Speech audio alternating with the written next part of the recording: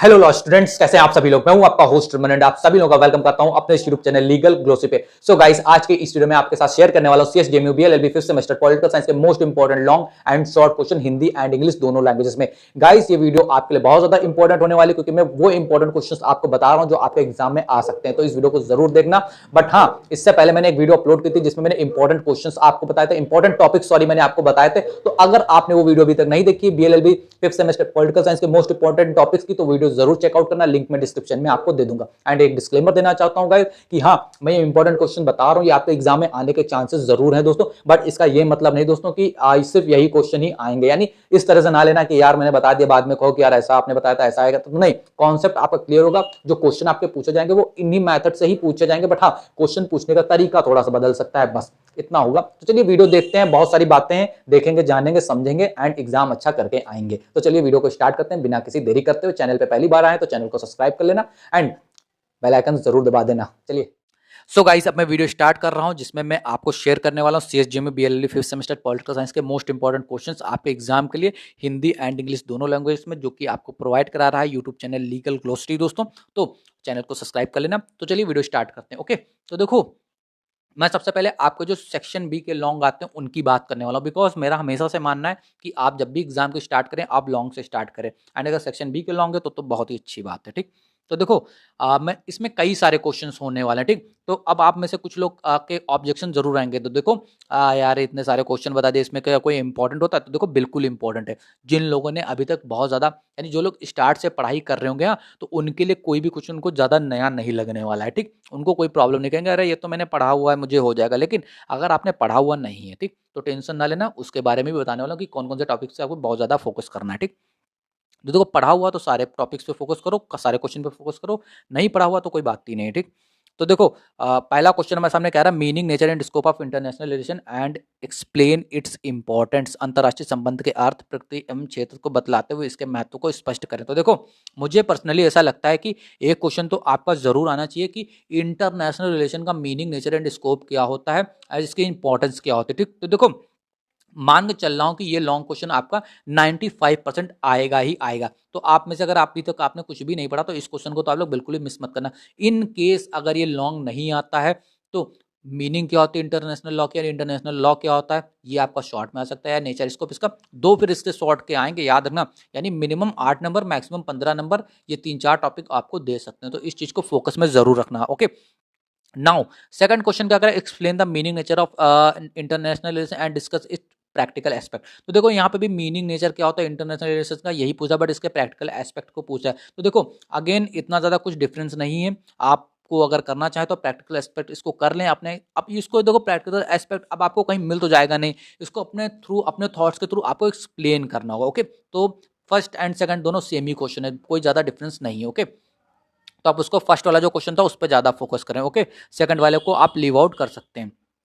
Now, राष्ट्रहित को परिभाषित कीजिए तथा विदेशी नीति तथा राष्ट्रहित का अंतर संबंध बताएं। Define the term national interest and write down the international inter relation between national interest and foreign policy and define the term national interest and examine it's different element relatively. तो देखो, ये जो 3 एंड 3A वाला question है, हाँ, इसको मैं बहुत ईजी लैंग्वेज में आपको बताने की कोशिश करूं। तो देखो, जो आपका राष्ट्रहित है, नेशनल इंटरेस्ट है, ओके, इससे अगर आपका लॉन्ग क्वेश्चन बनता है तो देखो इस तरह से बनेगा कि नेशनल इंटरेस्ट क्या होता है एंड इसके की एलिमेंट्स आप बता दें। मुझे ऐसा लगता है कि ये क्वेश्चन आपका बन सकता है लॉन्ग में, बट ये सेक्शन सी में आ सकता है, सेक्शन बी में आ सकता है। बट हाँ, पर्सनली मुझे लगता है कि देखो, जो मैंने आपको ऊपर क्वेश्चन में फर्स्ट बताया, या तो वो लॉन्ग आएगा या नेशनल इंटरेस्ट क्या होता है एंड इसका डिफरेंस क्या है इससे फॉरेन पॉलिसी से, ये आपका पूछा जा सकता है। ठीक, बट इन केस अगर ये लॉन्ग नहीं आता है, ठीक, तो आपका जो शॉर्ट क्वेश्चन है वो किस तरह से आपका प्रेजेंट होगा कि नेशनल इंटरेस्ट क्या होता है, फॉरेन पॉलिसी क्या होती है। ये दोनों के दोनों आपको शॉर्ट क्वेश्चन देखने को मिल सकते हैं।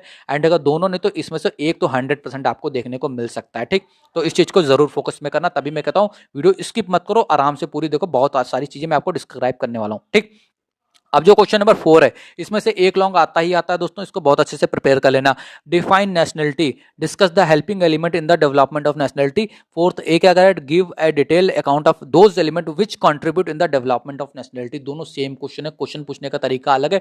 आपसे सिर्फ क्या पूछा जा रहा है कि भाई जो राष्ट्रीयता होती है, नेशनलिटी, ये क्या होती, इसके बारे में आपको पता होना चाहिए, एंड वो कौन से आवश्यक तत्व हैं उसको हटा दो। सिर्फ आपको इतना पता होना चाहिए कि नेशनलिटी की डेवलपमेंट कैसे हुई, इसका विकास कैसे हमारे यहाँ हिंदुस्तान में भारत की सरजमी पे हुआ है। तो इस चीज को आपको फोकस में करना है, नेशनलिटी क्या होती है एंड इसके एलिमेंट कौन कौन से होते हैं जिसने हमें हेल्प की नेशनलिटी को डेवलप करने में, विकास करने में, राष्ट्रीयता को। ठीक, तो इसको अच्छे से कर लेना। लॉन्ग क्वेश्चन आपका आता ही आता है एंड साथ में इसका एक शॉर्ट क्वेश्चन भी आता है। ओके, तो इसको बिल्कुल भी स्किप मत करना। ठीक, अब नाउ बढ़ते हैं क्वेश्चन नंबर 5 की। तो क्वेश्चन नंबर 5 में आप देख सकते हैं, राष्ट्रीयता के विकास में सहायक तत्वों की समीक्षा कीजिए। ठीक, तो क्वेश्चन नंबर 5 का अब हम इंग्लिश वर्जन देखते हैं।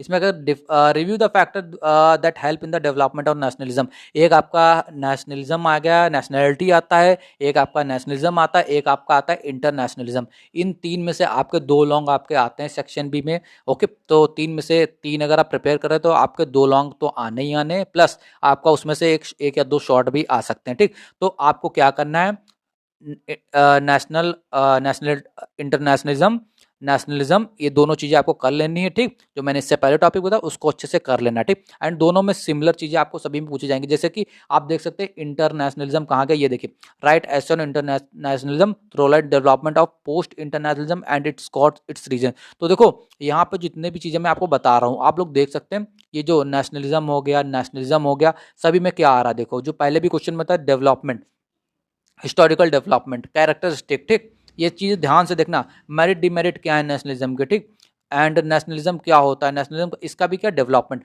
तो आपको क्या करना है, नेशनलिज्म, इंटरनेशनलिज्म, और एक क्वेश्चन मैंने और बताया था, क्या बताया था आप लोग जरा बताएं मुझे, बताइए, नेशनैलिटी। तो इन तीनों को आपको साथ में करना, ज्यादा कुछ डिफरेंस आपको इसमें क्रिएट नहीं करना है। आपको इतना मान के चलना कि कोई भी इसमें से क्वेश्चन आएगा तो आपने जो पढ़ा है आप उसको मेंशन करके जाएंगे। अगर हाँ आपने अभी तक कुछ नहीं पढ़ा है, पढ़े वाले स्टूडेंट में आ रहे हैं, आपने अभी स्टडी स्टार्ट की 1-2 दिन में, उन लोगों के लिए टिप है, आप पहले से स्टार्ट करें तो जो आपने पढ़ा है वही लिखना। ठीक, बट अगर नहीं पढ़ा है तो छोड़ के मत आना, खाली लिख के आना। ठीक, नाउ यहाँ से हमारा जो सेक्शन सी है उसके लॉन्ग स्टार्ट हो रहे हैं। ठीक, उसमें से कौन कौन से लॉन्ग आ सकते हैं, तो देखो पहला लॉन्ग आपका आ सकता है, what do you mean by national power. National power क्या होता है, explain the source of national power. And इसी के साथ क्वेश्चन नंबर 2 भी हम लोग देख रहे हैं, discuss the main source and elements of national power, यानी राष्ट्र शक्ति क्या होती है, इसके प्रमुख तत्व क्या होते हैं। तो देखो एक क्वेश्चन या शॉर्ट या लॉन्ग, कुछ ना कुछ तो आना कन्फर्म है। नेशनल पावर क्या होती है, इसके एलिमेंट क्या होते हैं, सोर्स क्या होते हैं, आप इन तीन चीज़ों को आप अच्छे से पढ़ लेना। आपके मैक्सिमम 15 मार्क्स, मिनिमम, मैक्सिमम मैं आपको कह के चल रहा हूँ 19 मार्क्स, एंड मिनिमम आपके 4 to 8 मार्क्स आपके इससे आ सकते हैं। देखो कुछ ना कुछ जो बता रहा हूँ, कुछ ना कुछ तो उससे आएगा ही आएगा। ठीक, तो इस चीज को अच्छे से फोकस में करके चलना। नाउ क्वेश्चन नंबर 3 क्या कह रहा है, evaluate the causes and effect of the war, युद्ध के कारणों एवं उसके प्रभावों का मूल्यांकन कीजिए। ठीक, तो इस चीज को इफेक्ट ऑफ वॉर, देखो अब वॉर वाला टॉपिक क्या है, देखो मैंने आपके लिए मॉक टेस्ट भी प्रिपेयर कर रखा है, उसमें मैंने वॉर वाला टॉपिक आपका ऐड ऑन नहीं किया, बट देखो वॉर, अब इसको स्पेसिफिक आपको क्या करना, बस इसको रटना नहीं, इसको एक बार आप क्या करना, रीड आउट कर लेना कि उसका कॉन्सेप्ट का किस वे में बात कर रहा है, बस आपको इतना थोड़ा सा नॉलेज हो जाएगी। वॉर आ जाएगा, आप अपने आप उसको आंसर लिख लेंगे, वॉर का एडवांटेज क्या होता है, डिसएडवांटेज क्या होता है, अपने इजिली अपने आप बना के उसका आंसर लिख देंगे। ठीक, तो इसके ऊपर ज्यादा फोकस नहीं करना है, बट हाँ अगर आप लिख सकते हैं तभी इस चीज को याद कर रखें, अगर आप नहीं लिख सकते हैं, सेल्फ थिंक नहीं कर सकते, तो अगेन आपको थोड़ा बहुत पढ़ना पड़ेगा। क्वेश्चन नंबर 4 आप लोग देख लें, देन मैं हिंदी मीडियम वाले, देन मैं इंग्लिश पे आता हूँ उसका। ठीक, now what is the main reason of a warfare and what are the major difference between old and modern warfare, again important question है, इसको आपको देख लेना थोड़ा बहुत। देखिए सब चीज़ नहीं पढ़ सकते हैं, 100 में से 100 मार्क्स नहीं ला सकते, ये आपको डिसाइड करना होगा कि आपके लिए कौन कौन से इंपॉर्टेंट टॉपिक्स हैं। मैंने जितने इसमें बताए सभी के सभी इंपॉर्टेंट है, बिकॉज मैंने most important question and topics आपको ऑलरेडी डिस्कस कर दिए। तो वॉरफेयर क्या होता है, बट हाँ मैं इतना ज़रूर कहूँगा दोस्तों कि किसी टॉपिक को अगर आप ज़्यादा लॉन्ग नहीं पढ़ सकते, बट एटलीस्ट उसके बारे में इतना पढ़ लें कि अगर शॉर्ट आए तो शॉर्ट तो आप लिख ही लें, एटलीस्ट 1 पेज की नॉलेज तो हर एक टॉपिक की आप लेके चलें, थोड़ा बहुत नॉलेज होनी चाहिए। बाद में आप उसमें कुछ ऐड ऑन करके उसको बढ़ा कर लिख सकते हैं 3 से 4 पेजेस का, वो आपके ऊपर डिपेंड करता है कि आप कैसे लिखते हैं। ठीक, बट अगेन थोड़ी सी नॉलेज ज़रूर रखना। अब यहाँ पे जो क्वेश्चन आ रहा है, बहुत इंपॉर्टेंट क्वेश्चन आ रहा है, ये 5, 6 एंड 7, तो देख सकते हैं तीनों एक ही क्वेश्चन है। What is the meaning of diplomacy, discuss its function, कूटनीति क्या होती है, इसके ऊपर इसके कार्यों की व्याख्या कीजिए। Throw light on the role and impact of diplomacy in international relation, अंतर्राष्ट्रीय संबंधों में राजनीति की भूमिका एवं उसके प्रभावों पर प्रकाश डालिए। राजनीति के विशेष अधिकारों एंड एवं उन्मुक्तियों का वर्णन कीजिए। Write down the privilege and immunities of diplomats. तो देखो फिफ्थ सिक्स्थ सेवन्थ कोई भी क्वेश्चन स्टार्ट करोगे सबसे पहले क्या बताना है, डिप्लोमेसी होती क्या है, ठीक। सबसे पहला बताना कोई भी क्वेश्चन स्टार्ट करना है, ठीक। देन उसके बाद अब मान लो क्वेश्चन नंबर 5 है, इसमें डिप्लोमेसी क्या होती है बता दिया, फंक्शन क्या होता है ये बता दिया। तो अब आपको मान के चलो 2 पेजों में आपका सिमट गया आंसर। अब क्या इसके बारे में आप इसके अलावा कुछ नहीं लिखेंगे, तब आप इसमें क्या कर सकते हैं कि इसको बड़ा करने के लिए क्या करेंगे, इसमें आपने जो रोल एंड इम्पैक्ट पढ़ा, भाई डिप्लोमेसी भाई जो हमारी कूटनीति है इसका अंतरराष्ट्रीय संबंध पे क्या असर पड़ रहा है, ये चीज आप मेंशन कर देना यार, लॉन्ग आंसर बना देना, अपने थ्रू बना देना। सेम ऐसा ही जहाँ पे यहाँ पे role and impact of diplomacy पूछ रहा है तो उसमें आप क्या कर सकते हैं, डिप्लोमेसी क्या होती है उसके बारे में लिखना, फिर इसका रोल एंड इम्पैक्ट बताना। ओके, तो इस तरह से आपको आंसर डेवलप करने होंगे एंड इंपॉर्टेंट टॉपिक है, आपने भी तो कुछ नहीं पढ़ा तो ये डिप्लोमेसी टॉपिक आपको पढ़ना ही पढ़ना है, अगेन कुछ ना कुछ जरूर आएगा, राइट। सो क्वेश्चन नंबर 8 9 10 कितने बचे हम, 11 12। तो दोस्तों 8 9 10 देखो मैंने क्वेश्चन नंबर यहाँ पे ज्यादा लग रहे होंगे, ठीक, बट जो मैंने आपको बताया सब सिमिलर क्वेश्चन है, ठीक। टॉपिक जो मैंने आपको बताया बस उन पे आप फोकस करें, किस तरह के क्वेश्चन आपको पूछे जा सकते हैं। ओके, 8 वाला again, what do you understand by international terrorism, discuss its various reason. तो भाई अंतरराष्ट्रीय आतंकवाद से आप क्या समझते हैं, इसके विभिन्न कारणों का वर्णन कीजिए। अब देखो ये इंपॉर्टेंट टॉपिक है, टेररिज्म भी आपसे खाली पूछा जा सकता है, इंटरनेशनल टेररिज्म भी आपसे पूछा जा सकता है। तो देखो इसके बारे में आपको कुछ ज्यादा रीड नहीं करना है, यानी समझने लिखना नहीं कुछ आपको इसके बारे में, एक बार क्या करना, गूगल पे कोई भी वेबसाइट ओपन कर लेना है यार, नॉर्मल से उस पर पढ़ लेना है भाई इंटरनेशनल टेररिज्म क्या होता है, इसके क्या क्या कारण होते हैं। सिंपल आप इंग्लिश मीडियम के हिंदी में पढ़ लें, हिंदी में यानी नॉर्मल लैंग्वेज में आपको समझ लेना कि होता है क्या, बस बाकी आप आंसर फ्रेमिंग अपने हिसाब से करते ना जाके अच्छे मार्क्स आपको मिल जाएंगे। ओके, हेडिंग्स अच्छे से याद रखना, ठीक। 9 क्वेश्चन नंबर 9 का what is collective security system in international politics explain, and again it is a important question, आपका कलेक्टिव सिक्योरिटी इंपॉर्टेंट क्वेश्चन है दोस्तों, तो इसको बहुत अच्छे से फोकस करना दोस्तों, बिल्कुल भी लीव आउट मत करना। एंड जो क्वेश्चन नंबर 10 है आपका डिसआर्मामेंट क्या होता है दोस्तों, निशस्त्रीकरण क्या होता है, ये भी इंपॉर्टेंट है।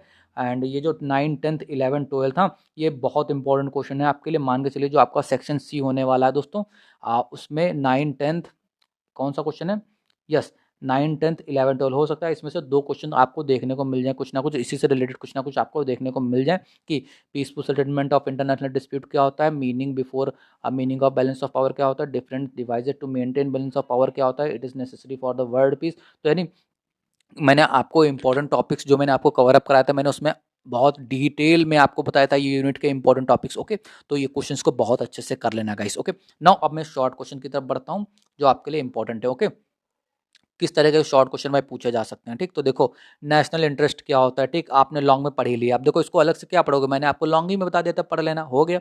आइडियोलॉजी, इंपॉर्टेंस ऑफ आइडियोलॉजी, विचारधारा का महत्व क्या है। अब सबकी अलग अलग विचारधारा होती है, आप लोग अलग अलग विचारधारा के लोगों को फॉलो करते हैं, एडमायर करते हैं, पसंद करते हैं, नापसंद करते हैं, तो एक आइडियोलॉजी होती है, इसको आप अपने मन से भी लिख सकते हैं अगर नहीं पढ़ पा रहे, अदरवाइज आप देखना चाहते तो देख लें। नेशनलिज्म क्या होता है, फीचर्स क्या होता है नेशनलिज्म की, विशेषताएं क्या होती है, मैंने आपको बता ही दिया था, आप पढ़ लेंगे। नेशन एंड स्टेट के बीच में अंतर क्या होता है ये आप कर लेना, बिकॉज मैंने जो स्टेट एंड नेशन वाले जो यूनिट है उसके क्वेश्चंस मैंने मैंने उस यूनिट को मेंशन भी नहीं करा था, because okay.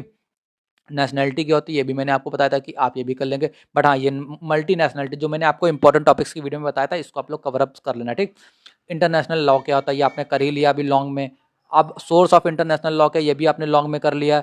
National resources and international relation क्या होते हैं भाई ये भी आपने अपने लॉन्ग में कर लिया। तो देख रहे हो मैंने शॉर्ट इसलिए अभी आपको नहीं बताया था, देखो शॉर्ट की संख्या ज़्यादा हो सकती है बट आपने लॉन्ग अच्छे से प्रिपेयर कर लिया, शॉर्ट आपके खुद ब खुद हुए जा रहे हैं। 10 वाला क्या है, नेशनल सिक्योरिटी एंड टेक्नोलॉजी, राष्ट्रीय सुरक्षा एवं तकनीक क्या है। तो नेशनल सिक्योरिटी एंड टेक्नोलॉजी क्या है, इसको आप बना के क्या नहीं लिख सकते, बिल्कुल लिख सकते हैं, आपके पास नॉलेज है, आप न्यूज़ वगैरह देखते हैं तो आप पॉलिटिकल साइंस का पेपर अगर आप न्यूज़ वगैरह देखते हैं, ठीक, तो आप बहुत अच्छे से उसको सॉल्व कर सकते हैं। Okay, importance of geography as a source of national power. अब नेशनल पावर के जो एलिमेंट हैं ध्यान रखना, नेशनल पावर के जो एलिमेंट्स हैं बहुत ज़्यादा इंपॉर्टेंट है, उससे शॉर्ट क्वेश्चन आपके आ जाते हैं जैसा कि यहाँ पे आ गया है, ठीक।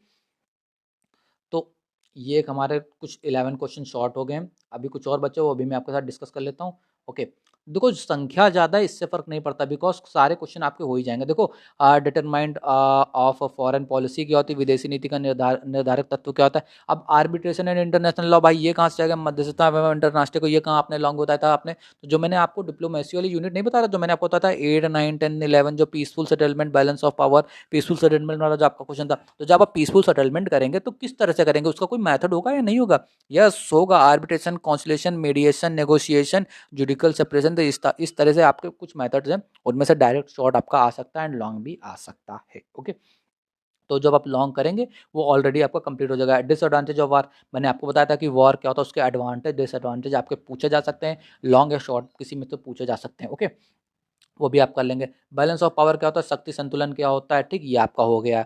ओके, यहाँ पे नाटो क्या होता है भाई, तो नाटो आपका क्या है, जो मैंने कलेक्टिव सिक्योरिटी वाला सिस्टम नहीं बताया, तो उसमें नाटो सेटो दो आपके टॉपिक होते हैं इंपॉर्टेंट, तो नाटो यहाँ पे आपका शॉर्ट में आ गया, सेटो भी आपका शॉर्ट में आ सकता है। मीडिएशन मैंने आपको अभी बताया, जो आपने पीसफुल सेटलमेंट की बात की थी उसी का सेम पार्ट है। आर्बिट्रेशन जैसे मीडिएशन होता है, आर्बिट्रेशन एक मेथड है दोस्तों जिसमें आप पीसफुल तरह से सेटलमेंट कर सकते हैं। ओके, नाउ 18 कूटनीति के विभिन्न आयाम क्या होता है, डिफरेंट डायमेंशन क्या होता है, डिप्लोमेसी आपने पढ़ा हो जाएगा। Collective security and global power क्या होती है, अब देखो सामूहिक सुरक्षा में वैश्विक शक्तियां क्या है, तो इसको इजीली से कर सकते हैं अगर आपने कलेक्टिव सिक्योरिटी अच्छे से पढ़ा हुआ है, ठीक। नाटो की रिलेवेंसी क्या है, आराम से कर लेंगे, अगेन कोई इशू नहीं है। Define the concept of mono national, examine the importance of geography in state and the nation. अब इसमें से कुछ स्टूडेंट ऐसे होंगे कि यार ये क्या हो रहा है भाई, एक दिन में क्या भाई 20-25 क्वेश्चन पढ़ लेंगे क्या, तो ऐसा नहीं है यार। देखो जो मैंने आपको इंपॉर्टेंट टॉपिक्स बताए थे वो आप पढ़ो सबसे पहले, ठीक। उसके बाद इन क्वेश्चन से आप ये देख सकते हैं कि किस तरह से क्वेश्चन हमारे एग्जाम में पूछे जा सकते हैं, इनकी प्रैक्टिस आप कर सकते हैं दोस्तों। मोस्टली क्वेश्चन आपके जो मैंने इंपॉर्टेंट टॉपिक्स बताए थे, अगर आपको अच्छे से पढ़ते हैं, डिटेल में पढ़ते हैं, तो आपके बहुत अच्छे से मार्क्स आ जाएंगे, ठीक। अब इसके बाद मैं मॉक टेस्ट भी आपका आज ही कंडक्ट कराऊंगा। ओके, नाउ क्वेश्चन नंबर 23, राष्ट्रीय शक्ति को अंतरराष्ट्रीय नैतिकता कैसे सीमित करती है, how international morality put the limitation on national power. Again important है, बट अगर आपको टेक्निकल लग रहा तो आप इसको लीव आउट कर सकते हैं, बिकॉज सब सारी चीज़ें आप नहीं पढ़ सकते, ये भी आप मान के चले। 100 नंबर का पेपर है, 100 नंबर के 100 नंबर आपको नहीं मिलने वाले, इस चीज़ को आप लोग एक्सेप्ट करें, ठीक। What is the meaning of collective security, वही अगेन दोस्तों का रिपीटेड क्वेश्चन है। What which are the two major important peaceful means of setting down the international dispute. देखो जो टू पीसफुल पूछ रहे हैं यहाँ पे, देखो दो पूछ रहा है, आर्बिट्रेशन, मीडिएशन यहाँ पे हो सकता है, conciliation, negotiation and judicial separation, ये सारी चीजें आपकी यहाँ पे हो सकती है। जो 5 to 6 मेथड आपके दे रखे हैं पीसफुल सेटलमेंट के, ओके, तो उसमें से दो आपको यहाँ पे डिफाइन करने हैं शॉर्ट में। ओके, सो गाइज ये वीडियो आपको कैसी लगी आप लोग कमेंट करके जरूर बताना, एंड अगर कल इसमें से क्वेश्चंस आपके एग्जाम में आते हैं तो कमेंट करके जरूर बताना कि गाइज देन मैं आपके लिए जो नेक्स्ट सब्जेक्ट होने वाला है उसकी भी प्रिपरेशन आपको यूट्यूब चैनल लीगल ग्लोसी पे करा दूंगा। थैंक यू सो मच दोस्तों, वीडियो देखने के लिए बहुत बहुत धन्यवाद। अभी जस्ट मैं थोड़ी देर में आपके सामने मॉक टेस्ट प्रेजेंट करने वाला हूँ। ओके।